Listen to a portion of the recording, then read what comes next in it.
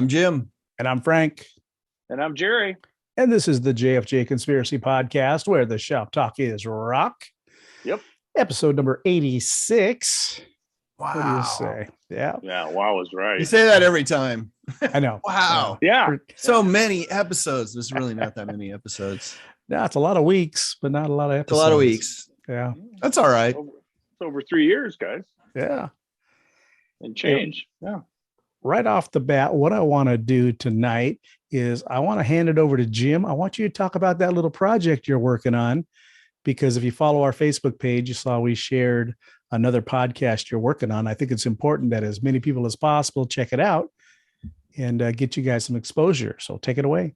Yeah. So for the last few episodes on this podcast, we've talked a little bit about the Mods Mayhem Festival, something I am co-promoter on. And so we started a podcast directly related to the festival, and we'll be posting up probably 1 or 2 episodes between now and the beginning of June. So the idea is to do an interview with each one of the bands and post it up there, and maybe even some of the DJs as well.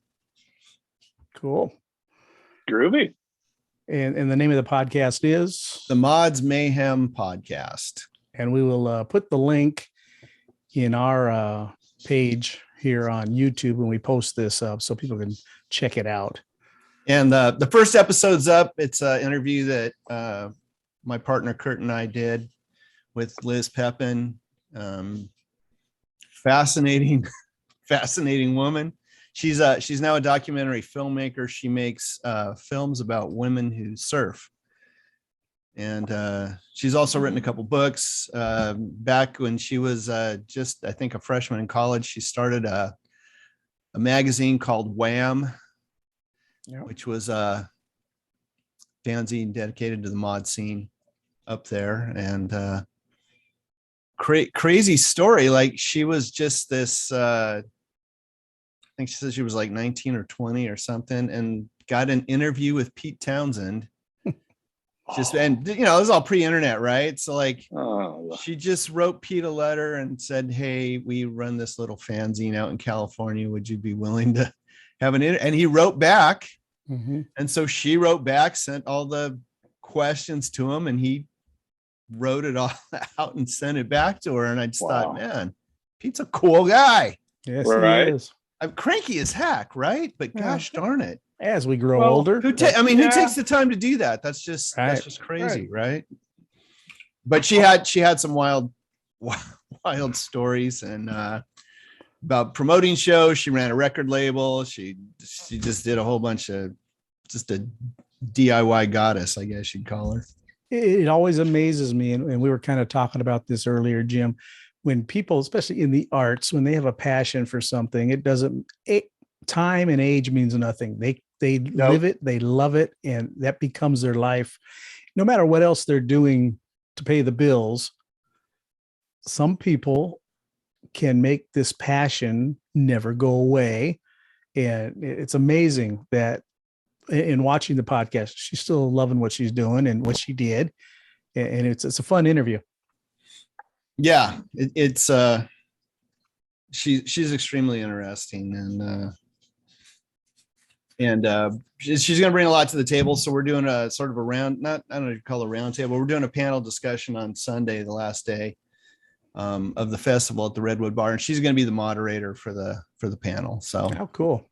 Which is why we ended up talking to her. All right.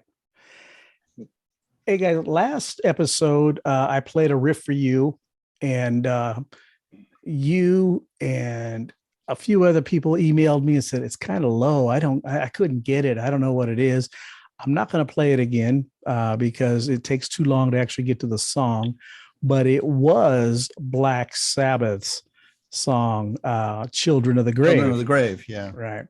So unless you didn't know the song, you wouldn't get that because it starts off with a low rumble and a bass line that just takes. Yeah, I didn't get it till you got like a few measures in. Right.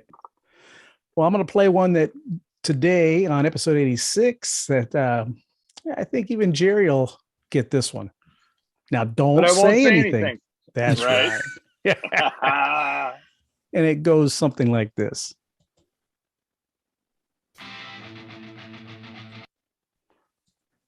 All right. Would you like to hear that again, Jerry? Sure.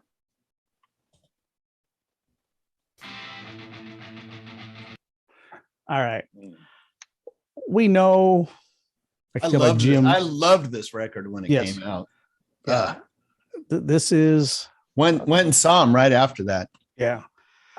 If you don't get this as soon as you hear the whole song, you're like, of course.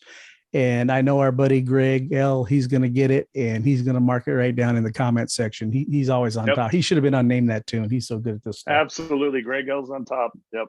So anyways, that's our Name That Riff for this episode. And if you know what it is, put it down in the comments and let us know. All right, let's move right along, Jerry. Yes, sir. And listen to some new music. What have you got this week? Okay, Jim and Frank, I have a band from LA called the Stilettos. Now, listen, folks out in conspiracy land, there's like 3 or 4 bands called that. Get the Stilettos from Los Angeles. Bear with me, gentlemen, about 2 paragraphs. Founded in 2019 by LA transplants, guitarist Mark Ashcraft and vocalist David Hosberg. Stiletto was formed from their mutual love of classic rock and roll. The pair was later joined by bassist Everett Cabone, whose technical bass lines, which you guys will hear, added a new depth to the music. The group played throughout Los Angeles, including the world-famous Whiskey A Go-Go, until the pandemic shut the world down. The trio then joined by guitarist Joe Messick, and the 4 spent all of quarantine rehearsing and writing new music. Stiletto released 2 singles and 1 EP during this time, building up their online musical presence.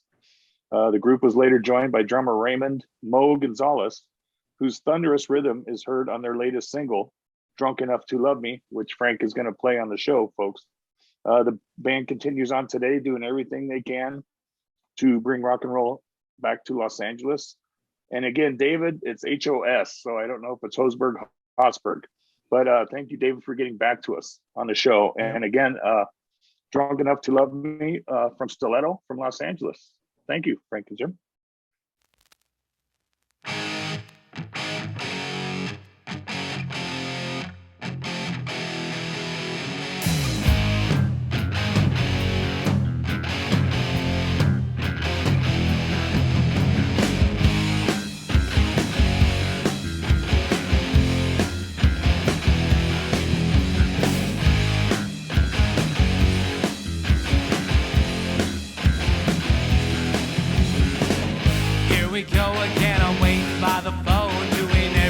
Swore to myself that I won't. Like my heart was connected to a dial tone, and my brain was running a marathon. Last night you gave me the cold shoulder. You couldn't stand the sight of me when you were sober. With your promises barely out of reach, you refused to give me what I need. Well, are you drunk enough to love me? You're drunk enough to love me, drunk enough to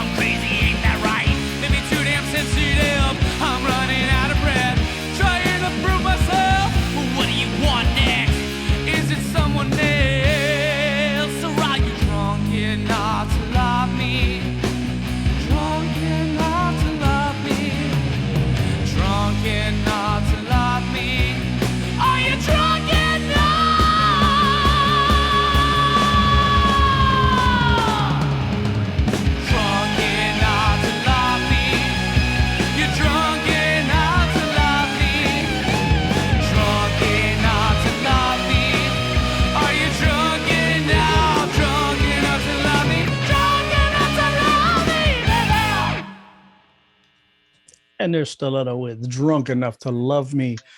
Jim, what are your thoughts? It's a rockin' song. Yes, it is. It's well laid out, and the bass obviously fantastic. Cool little progression. I thought the lead work was really good. Oh yeah. It's a party anthem, right? Yep. I'm going to state, I think the obvious. I personally, as a fan of this genre of music, I would have liked the vocals to sit a little more farther down in the mix, just a little bit more. I think it was a little too upfront, maybe too compressed. I don't know, but it sounded almost as an afterthought to the song. So it didn't fit. Yeah, when in the he mix goes to me. for it vocally, it was like kind of a high point in the song, I think. Yeah. Yes. Yeah. But the construction of the song, like you say, the guitars, great sounds, great riffs, good tune. Like I said, that's my only little thing of listening to it. I wish the vocals were just sitting a little snugger in the mix. Mm-hmm. Yeah, a fun song. Yes. Yeah. Very fun. Yeah. What did you think, Jerry? I liked it. Again, I love that high trebly bass in the background, just doing his thing. Yeah. Everett Cabon on bass. But great tune. And again, folks, on Conspiracy Land, it's Stiletto from Los Angeles, and that's who you have to search for. There's a couple other bands called that, which is okay, but Stiletto from Los Angeles with Drunk Enough to Love Me. And thank you, David, for getting back to us on the show. Yes, and thank you very much for the bio. Thank you very much for everything. But Stiletto, Los Angeles, folks. Good stuff. I look forward to hearing what else they have out there. Yes. That was the single that they had. That was just a single, yeah. Released literally about a month ago. Yeah. February 2022. So yeah, about a month ago, folks. Good deal. But Stiletto from Los Angeles, yeah. All right. Okay, well, moving ahead. Last episode was Jim's pick for classic album. Mm-hmm. And Jim picked the Pandoras. It's About Time. About Time. So why don't you take debut that away? record. There you go. Yeah. Which you can't find anywhere. You can't find anywhere. Thanks, Jim. Yeah, but you can stream it. Released in 1984 on the Vox record label. Paula Pierce on lead guitar, vocals, and harmonica. Bambi Conway on bass. Gwen Kahn on rhythm guitar, organ, background vocals, and Casey Gomez on drums. A lineup that I don't think lasted much longer after this, or maybe about the time the album was released. I think right before it was released. Was that what it was? Right before, right? So. Paula kind of kicked them to the curb and got a whole new supporting cast, whole new supporting band. We've spoken to Melanie before. Yeah, Melanie got into the band, and Karen, and for the life of me, I don't remember all the details on what exactly happened. And I think for a while, wasn't there two bands out there playing? Pandoras, right? Yeah. Kind of fighting over the name, and Paula ended up winning out, which makes sense. So. It was her band. I mean, She was the driving force. It was her vision. It was, I think, her tunes by and large. But right. Anyway, what did you think of it, Jerry? Did you like it? I loved it. Twangy, Rickenbacker, keyboard, organ. Yeah. A couple of tunes, the harmonica, and one tune, which was my second mention, which was my runner-up. I had to write it down so I can remember how to say it. The castanets. Oh, the castanets.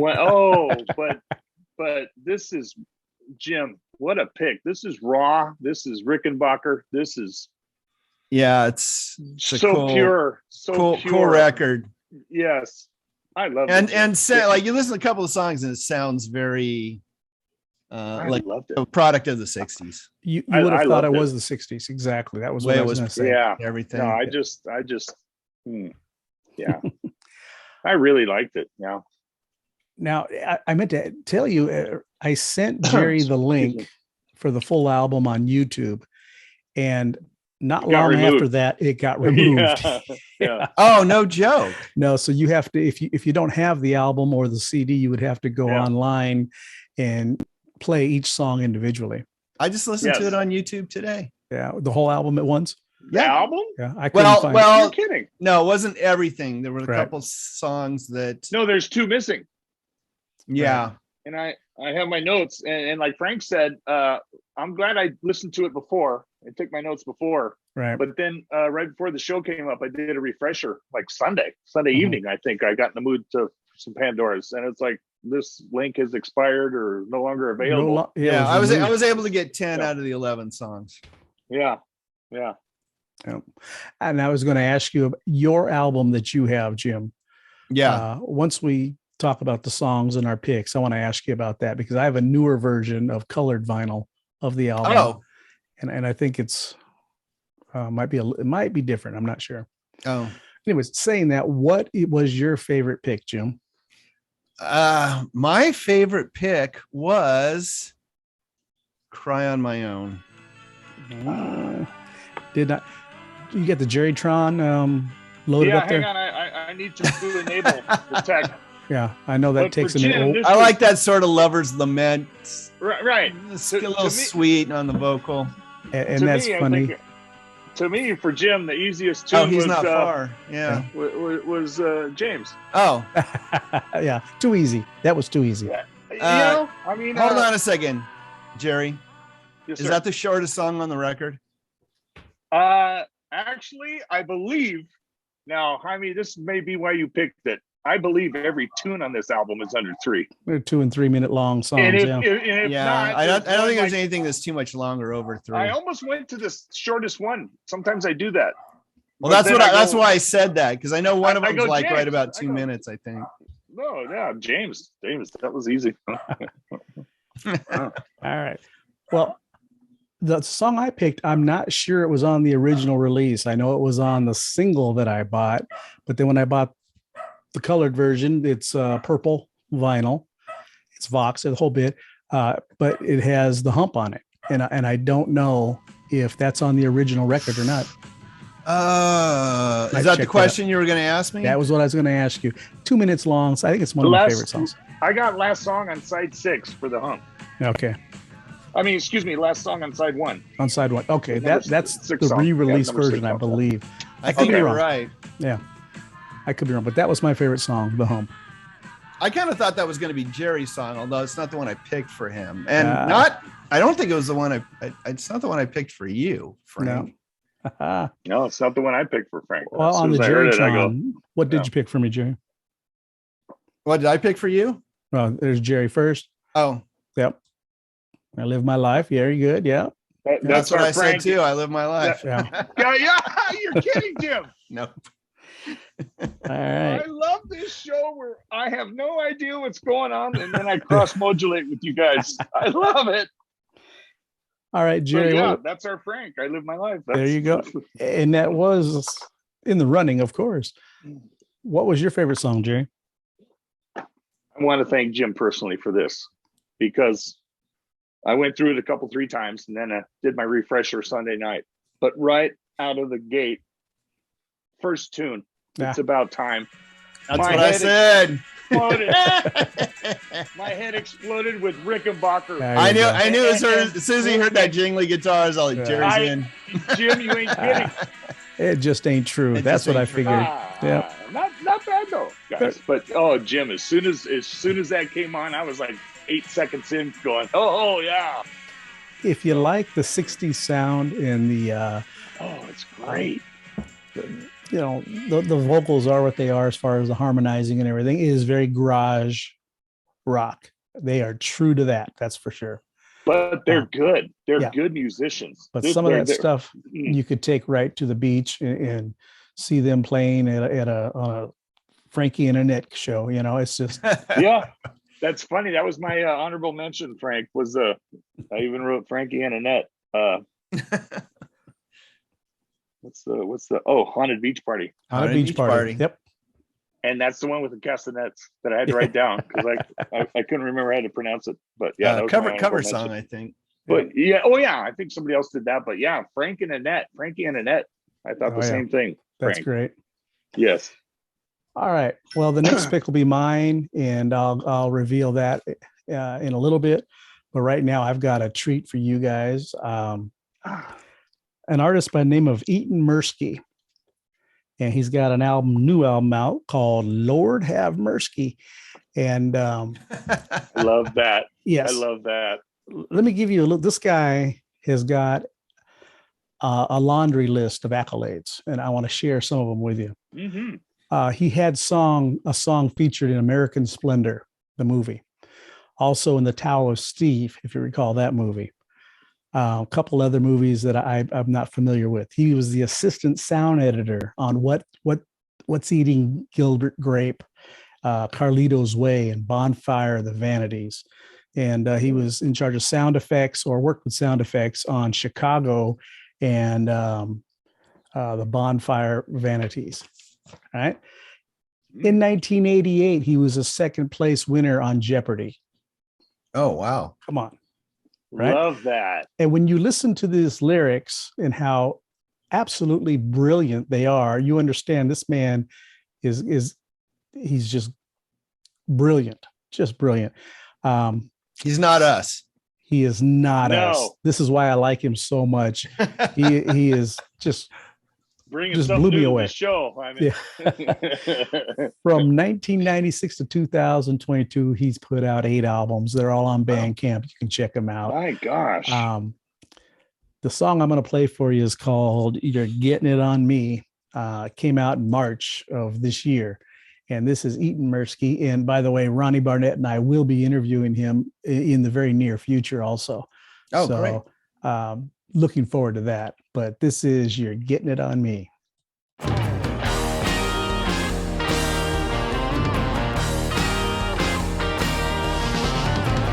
got a nasty stain all over your dress. You're only happy when you're making a mess. If you kept it on yourself, I would just let it be. But you better change your ways, 'cause now you're getting it on me. You think it's funny when you're slinging the mud. It won't be long until you're drawing some blood, but it goes well with your eyes. I don't disagree. But you better change your ways, 'cause now you're getting it on me. I'm trying to keep my reputation clean, but you're making it so hard to do. I'm always feeling like I need a bath every time I spend time with you.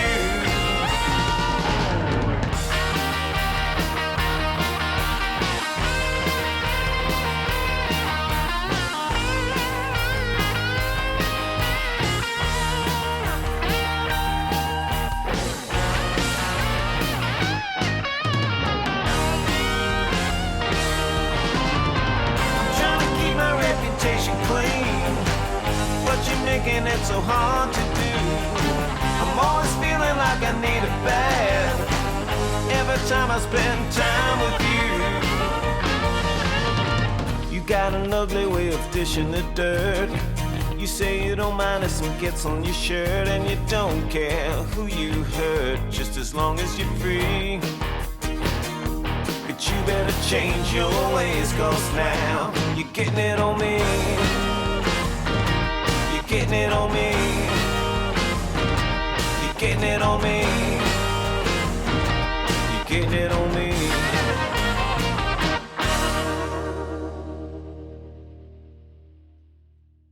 And there's Eytan Mirsky with "You're Getting It On Me." Jerry, give me your thoughts. I love it.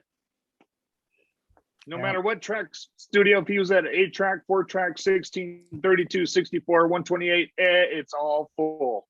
Yes. I love that. It's full musically, sonically. It's full. Guy knows what he's doing. Great tune. This particular track was produced by Peter Cole, who also played guitars and bass on the track. Rob Pallotta is on drums, if I pronounce his name right. And then, of course, Eytan is doing lead vocals. Jim, what were your thoughts? I liked it.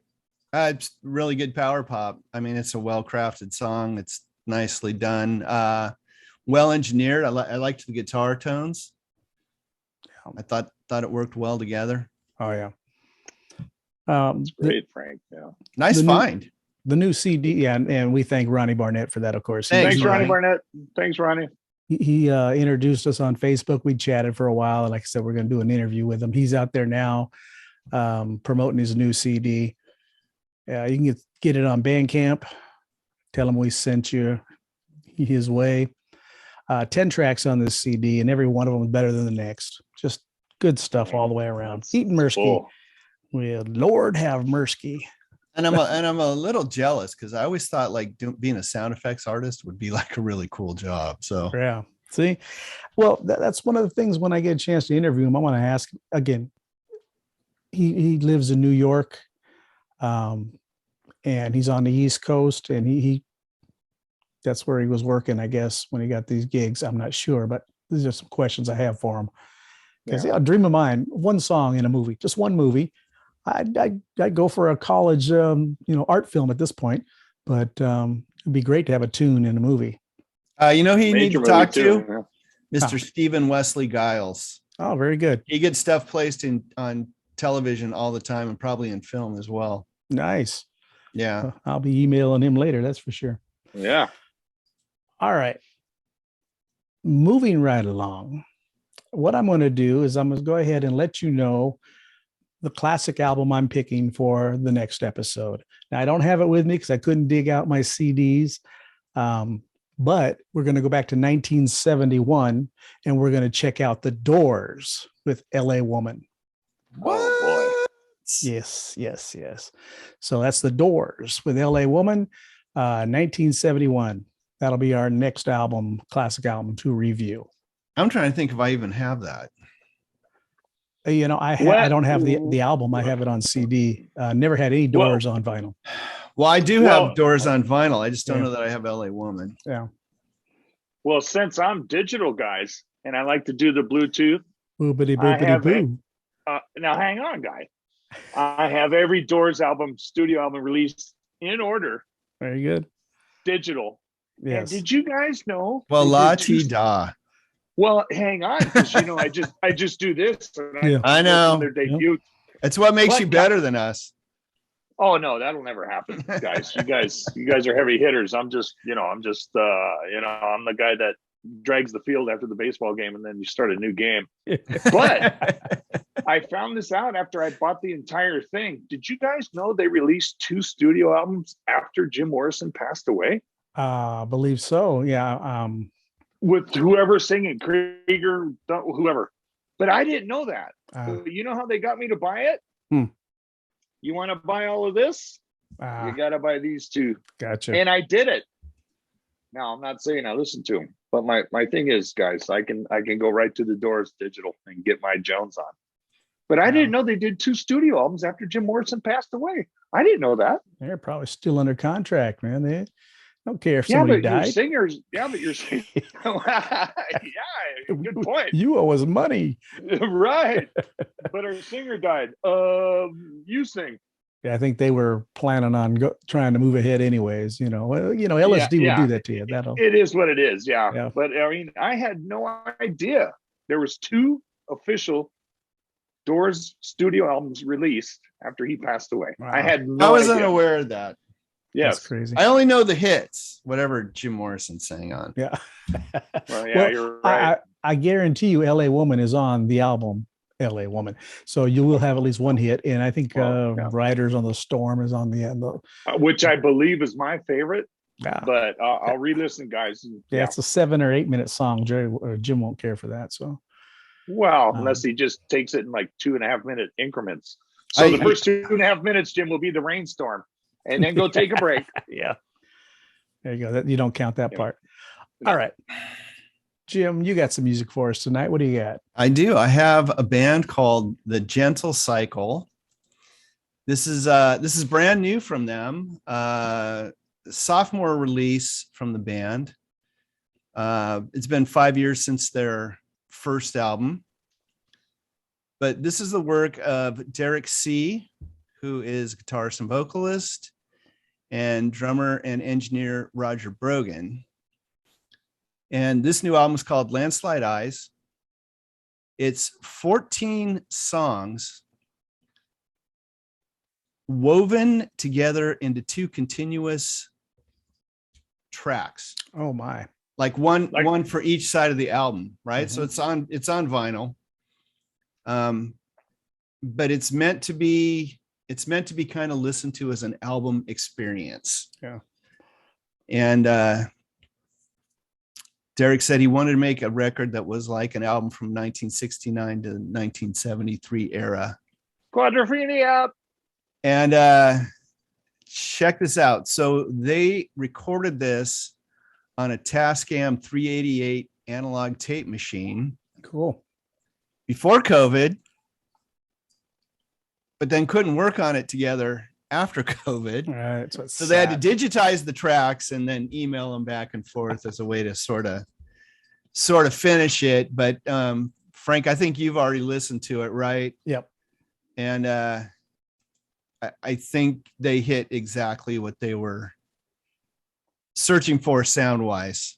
It sounds like 1969 to 1973. They use vintage gear to get that sound. And anyway, the song is called Mercury Twin. So let's go ahead and drop the needle in the groove there, Frank. All right.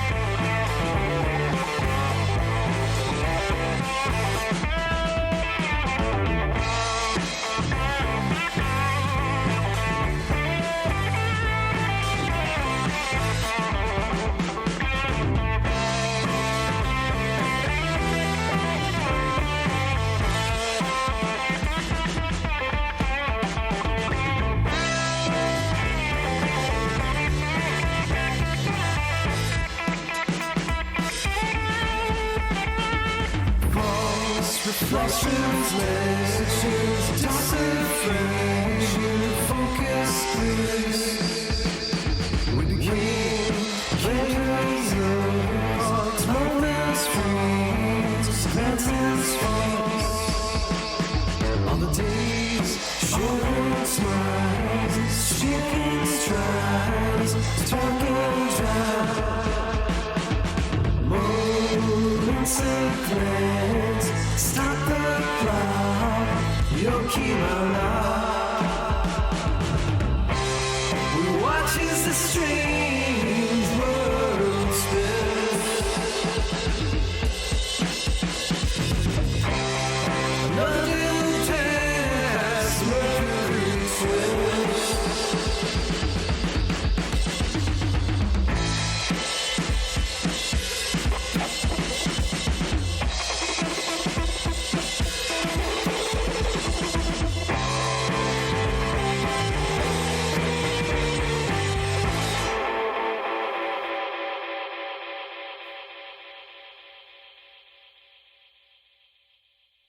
Well, there's the Gentle Cycle with Mercury Twins. I must have sparked up a fatty during that song because I can't even talk right now. I got cotton mouth just listening to that tune. Holy mackerel. There's so many effects going on there. They got their money's worth, whatever it is they were using. That's for sure. Jerry.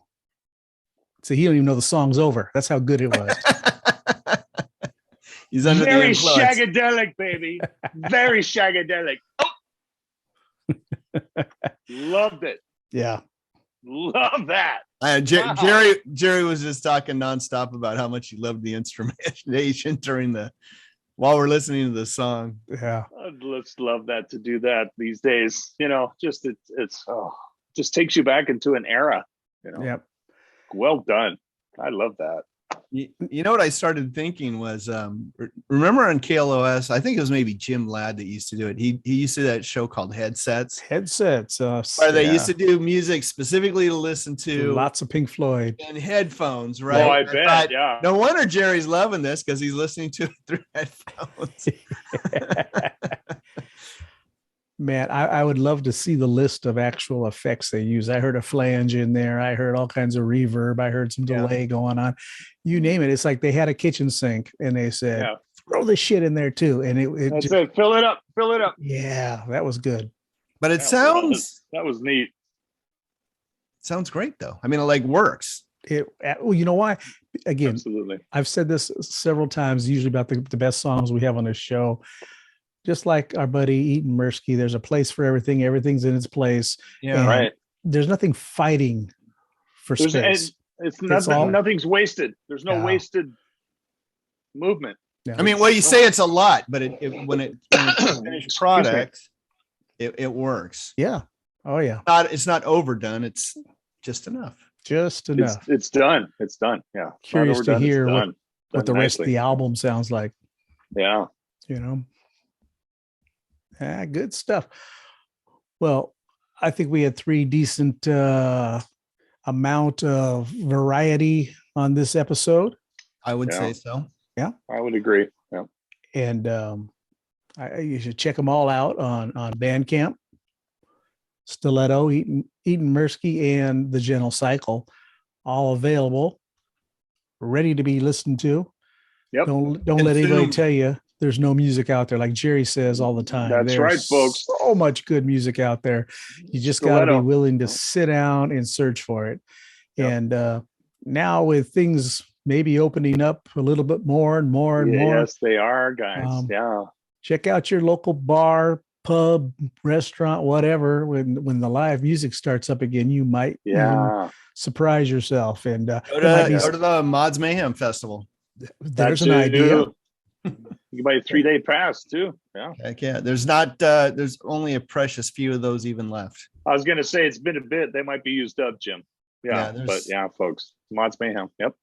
Just under 10 left of those, I think. So wow. On the album that they are giving away with some of those passes, I know there was 100 of those. What's on that record? So Manual Scan has a song. Question. I think 4. I'm trying to think. There's 3 or 4 bands from the Outro label. The Chords and the Odd Numbers. Oh, very good. I was hoping you were going to say the Tigerellas threw a song together for us, but no luck. Pending. It's pending. All right. They will do some. They're going to do a handful of Pandoras songs, though. All right. I guess I can say that. I don't want to give too much away, but they're planning on doing a few Pandora songs. So, all right. Okay. Well, Jerry, do you have anything for us before we go? Yeah, folks out in Conspiracy Land, there's plenty of music out there. You heard it tonight. Just keep rocking, folks. And keep rocking, folks. JFJ Conspiracy Podcast, where the shop talk is rock. Email us at jfjshow@gmail.com. We're Jim, Frank, and Jerry, which stands for the JFJ. But yeah, folks, thanks for listening. Keep rocking. Yeah. All right. What about you, Jim? Anything? Oh, the typical. Don't be stingy. Smash that like button, ring that notification bell, subscribe. It's not that difficult. Leave a comment and No. take a guess on that great Riff. intro that Frank played. You got to know what it is. I know. I even think I do. You tell me after the show's over. Yeah, I'm not gonna. Yeah, don't blurt it out. Right. I won't, because then Frank has to take a drink every time I interrupt. And I don't want Cindy texting me, "Hey, he's loaded. What'd you do?" I interrupted Cindy. Sorry. Sorry. Again. Yeah. All right. Well, I don't have anything else. Like I said, I spouted it all off earlier. So if there's nothing else, Jim, why don't you take us home? Shop is closed.